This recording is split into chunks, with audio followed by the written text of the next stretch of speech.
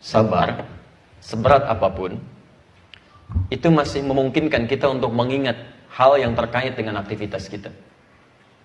Anda punya masalah, masih ingat makan, kan?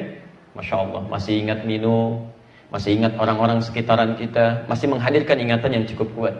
Tapi sholat, Masya Allah, lihat keterangan Nabi. Aqimus sufuf, wahadu bainal manakib wal aqdam.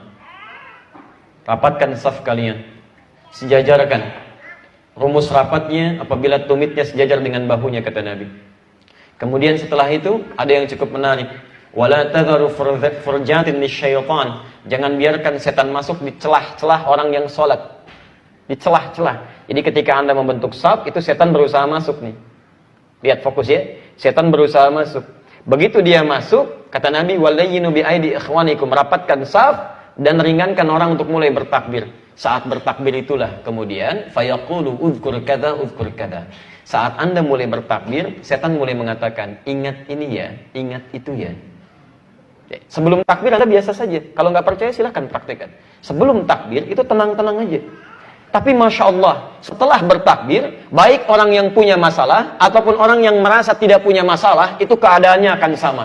Kalau sabar, cuma dihinggapi pada orang yang punya masalah. Tapi kalau sholat, akan menimpa pada orang yang merasa punya masalah, plus pada orang yang merasa tidak punya masalah. Semuanya rata. Begitu dia takbir, kata setan, uzkur kada, ingat ini ya, ingat itu ya.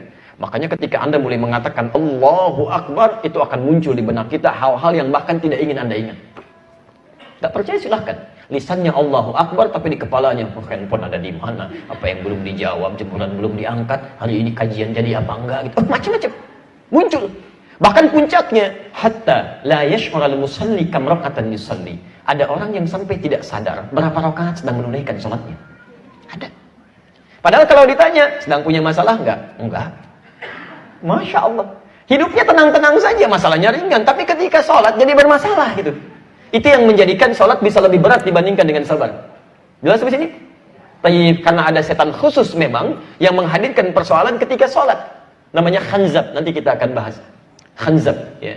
Tapi Anda harus belajar bagaimana cara menghindarinya. Karena dia akan mulai datang kerjasama dengan setan lain. Menggoda mulai wudhu. Temannya Walhan namanya. Ya. Nanti saya akan urutkan tentang nama-nama setan ya, supaya diketahui dan diwaspadai. Dan mohon maaf kalau namanya ada yang mirip-mirip, cepat rubah itu. Ya, cepat langsung rubah, itu bisa bermasalah. Baik. Ada setan wudhu, Pak, ada namanya Walhan, sering memberikan waswas. Ya, silakan, pasti terjadi itu. Tidak sedikit orang habis wudhu suka waswas. Saya batal enggak? Kan ada apa enggak? Masih punya wudhu atau enggak? Itu Walhan tuh. Jadi sholat itu jangankan saat dimulai, sebelum sholat setannya udah datang. Sabar tidak, baru ada musibah baru dia datang. Jelas di sini?